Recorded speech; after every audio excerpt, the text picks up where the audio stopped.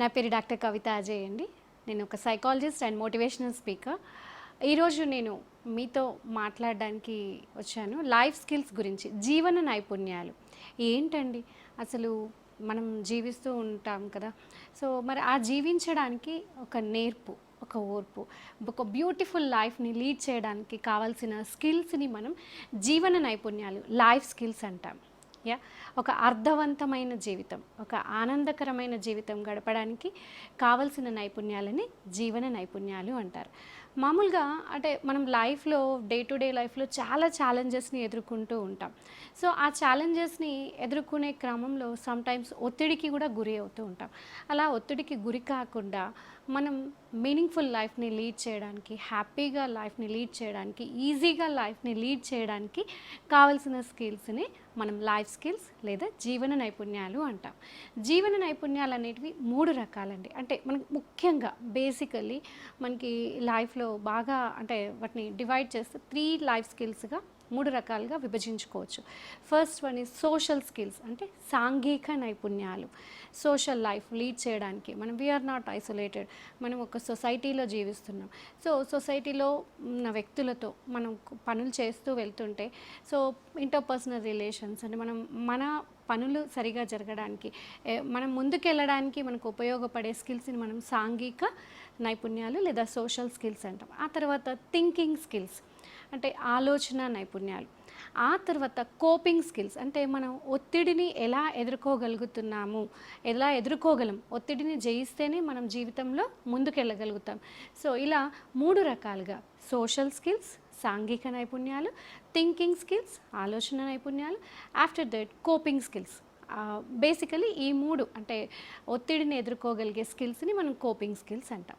So ఇప్పుడు వివరంగా ఒక్కొక్క స్కిల్లో ఏమేమి వస్తాయో చూద్దాం. సో సాంఘిక నైపుణ్యాల్లో ఇంటర్పర్సనల్ స్కిల్స్, కమ్యూనికేషనల్ స్కిల్స్ ఇవన్నీ కూడా మన పర్సనాలిటీని తెలుపుతాయండి. అంటే సింపతి, ఎంపతి.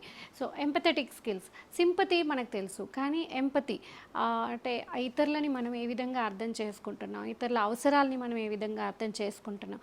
సో ఇలా కమ్యూనికేషనల్ స్కిల్స్ అంటే how we are conveying our information to the others, our body language, verbal and non verbal skills ఇవన్నీ కూడా సాంఘిక నైపుణ్యాలు. అంటే మనం ఒక సొసైటీలో మనం ఒక అర్థవంతమైన జీవితం గడపడానికి, ఆనందకరమైన జీవితం గడపడానికి ఉపయోగపడే skills. After that thinking skills, ఆలోచన స్కిల్స్లో మనం అంటే క్రియేటివ్ థింకింగ్, క్రిటికల్ థింకింగ్, ఎంత క్రియేటివ్గా, ఎంత క్రిటికల్గా మన ఆలోచన విధానం ఉంటే మనం మన లైఫ్ని అంత సజావుగా ముందుకు నడిపించుకోగలుగుతాం.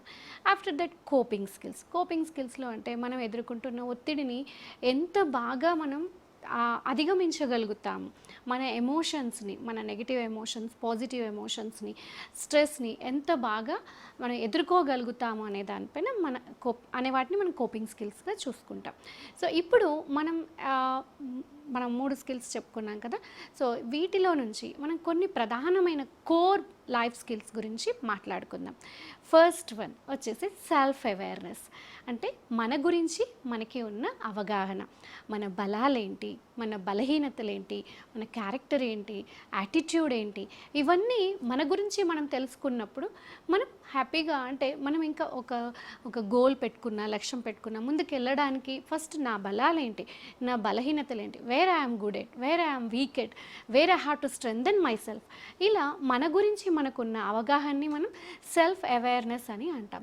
ఈ స్కిల్స్ని మనం ఖచ్చితంగా డెవలప్ చేసుకోవాలి. ఎందుకంటే మన గురించి మనకు తెలిస్తేనే కదండి. అంటే ఇప్పుడు నేను ఒక సబ్జెక్ట్లో వీక్గా ఉన్నాను, నేను ఎగ్జామ్ రాయాలి. సో నేను నా వీక్ పాయింట్ ఎక్కడ ఉంది నేను తెలుసుకున్నప్పుడు దానిపైన నేను ఎక్స్ట్రా ఫోకస్ చేయగలుగుతాను, దానికి ఎక్స్ట్రా హార్డ్ వర్క్ చేయగలుగుతాను కదా. సో నా బలాలు, నా బలహీనతలు, నా యాటిట్యూడ్, నా క్యారెక్టర్, ఎవ్రీథింగ్ సెల్ఫ్ అవేర్నెస్ అనేది చాలా అవసరం. ఆఫ్టర్ దట్ ఎంపతి అంటే ఏంటండి? సింపతి మనం విన్నాం. Empathy, putting our likes into other shoes. అంటే మనం అవతల వ్యక్తికి ఫలానా కష్టం వస్తే నేను ఆ ప్లేస్లో ఉంటే నేను ఎలా రిసీవ్ చేసుకుంటాను, నేనైతే ఎలా దానికి రియాక్ట్ అవుతాను. నేను కష్టాల్లో ఉన్నప్పుడు నాకు అవతల వ్యక్తి నాకు హెల్ప్ చేయాలని నేను కోరుకుంటాను. సేమ్ యాజ్ లైక్ దట్ అవతల వాళ్ళ అవసరాలని కూడా మనం అర్థం చేసుకోగలగడం. ఎంపథెటిక్ స్కిల్స్ ఉన్నప్పుడు ఏం జరుగుతుంది అంటే మనం అవతల వాళ్ళ అవసరాలని అవతల వ్యక్తుల్ని యాక్సెప్ట్ చేయగలుగుతాం, యాజ్ ఇట్ ఈజ్గా యాక్సెప్ట్ చేయగలుగుతాం. మనకి లైఫ్లో ఇంకా చాలా అవసరమైన స్కిల్ ఒకటి ఉందండి, అది క్రియేటివిటీ.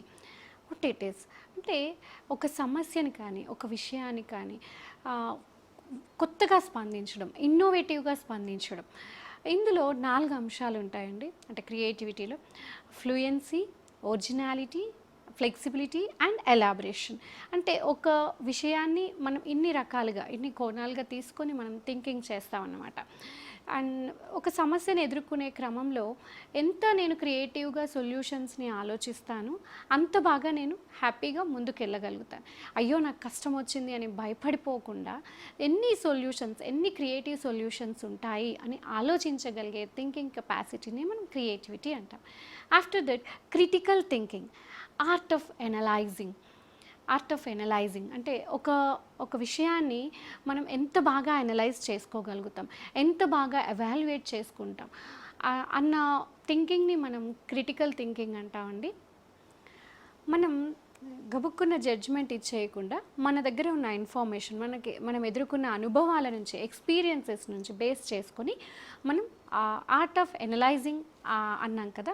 సో మనం దాన్ని ఎనలైజ్ చేసుకొని ఆ అనుభవాల నుంచి మనం నిర్ణయం తీసుకోగలిగే స్కిల్ని మనం క్రిటికల్ థింకింగ్ అంటామండి.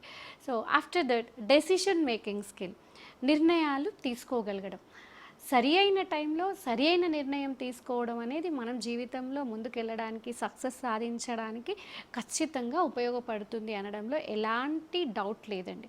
సో సరి అయిన టైంలో సరి అయిన నిర్ణయం. మన దగ్గర 2 కాన్ఫ్లిక్ట్స్ ఉన్నాయి, మన ముందు 2 కాన్ఫ్లిక్ట్స్ ఉన్నాయి. నేను బిఎడ్ రాశాను, ఎంబీఏ రాశాను, రెండిట్లలో మంచి స్కోర్ వచ్చింది.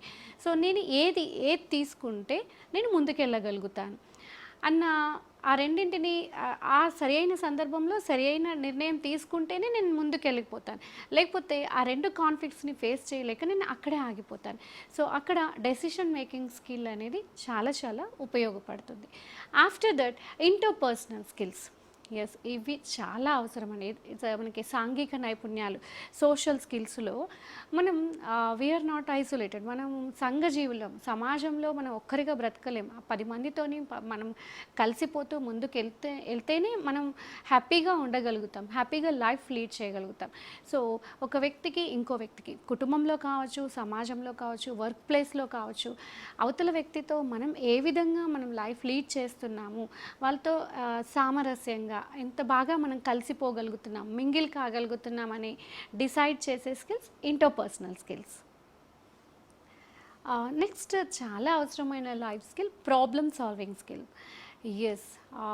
కష్టం వచ్చింది, ఆ కష్టం వచ్చినప్పుడు ఆ కష్టాన్ని మనం ఎదుర్కోగలగడానికి ఎన్ని నైపుణ్యాలు ఉంటాయి, ఏ నైపుణ్యాలనైతే మనం ఉపయోగించుకొని ఆ ప్రాబ్లం నుంచి బయటపడగలుగుతామో ఆ స్కిల్స్ని ప్రాబ్లమ్ సాల్వింగ్ స్కిల్స్ అంటాం. ప్రాబ్లం రాగానే మనం భయపడిపోతుంటారు, చాలామంది డిప్రెస్ అవుతుంటారు, ఫ్రస్ట్రేట్ అవుతుంటారు. బట్ ఆ ప్రాబ్లమ్ని ఎలా మనం తీసుకొని దానికి ఎలా రియాక్ట్ అయ్యి, ఆ కాన్ఫ్లిక్ట్ని ఎలా రిసీవ్ చేసుకొని దానికి ఎన్ని సొల్యూషన్స్ ఉన్నాయి అని ఎలాంటి ఒత్తిడి లేకుండా ఆ ప్రాబ్లం నుంచి బయటపడగలిగే సామర్థ్యాన్ని మనం ప్రాబ్లమ్ సాల్వింగ్ స్కిల్స్ అంటాం.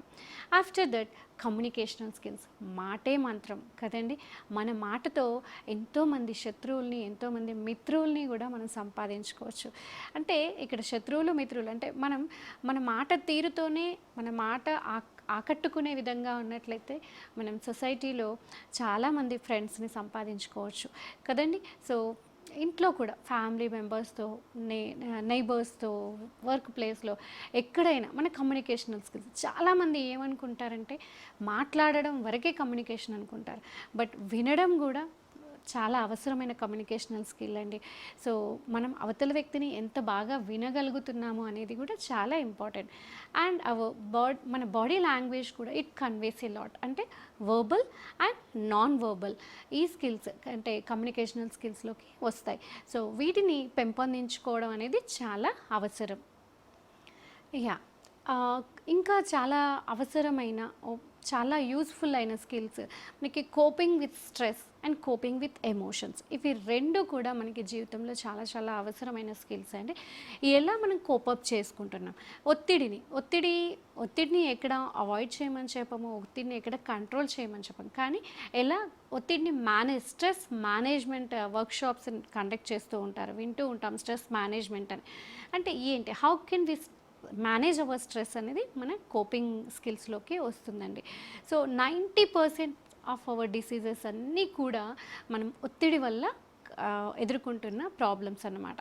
సో, ఎలా మరి ఈ స్ట్రెస్‌ని అవాయిడ్ చేయలేమా? ఈ స్ట్రెస్‌ని మేనేజ్ చేసుకోలేమా? ఈ స్ట్రెస్‌ని కోపప్ చేసుకునే స్కిల్స్‌ని మనం coping stress అంటామన్నమాట.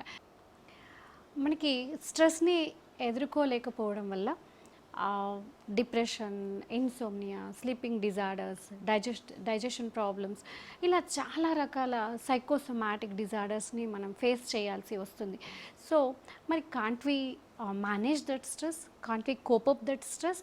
Yes, lifestyle modifications, yoga, exercise, meditation, positive attitude ఇలాంటివన్నీ మనం అలవర్చుకున్నట్లయితే, లైఫ్ స్టైల్ మోడిఫికేషన్స్ కనుక చేసుకున్నట్లయితే మనం ఖచ్చితంగా స్ట్రెస్ని మేనేజ్ చేసుకోగలుగుతాం.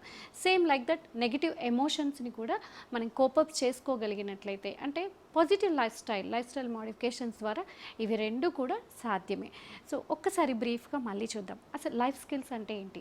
మన అర్థవంతమైన జీవితాన్ని గడపడానికి కావాల్సిన నైపుణ్యాలని జీవన నైపుణ్యాలు అంటాం. బేసికల్లీ 3 రకాల లైఫ్ స్కిల్స్ మనకి ఉపయోగపడతాయి. సాంఘిక నైపుణ్యాలు, ఆలోచన నైపుణ్యాలు అండ్ ఒత్తిడిని ఎదుర్కోగలిగే కోపింగ్ స్ట్రెస్. సో ఇవి 3 అనేవి మనకి చాలా జీవితంలో అలవర్చుకోవాల్సిన జీవన నైపుణ్యాలు. ఇందులో మనం కోర్ లైఫ్ స్కిల్స్ని చూసాం. సెల్ఫ్ అవేర్నెస్, మన పట్ల మనకి అవగాహన, ఎంపథెటిక్, మనం ఇతరులని ఎంత బాగా అర్థం చేసుకోగలుగుతున్నాం, interpersonal skills, communicational skills, decision making skills, critical thinking, creativity and after that స్ట్రెస్ని ఎలా ఎదుర్కొంటున్నాం, నెగిటివ్ ఎమోషన్స్ని ఎలా ఎదుర్కొంటున్నాం. ఇదండి జీవన నైపుణ్యాల గురించి బ్రీఫ్ ఇన్ఫర్మేషన్. Thank you.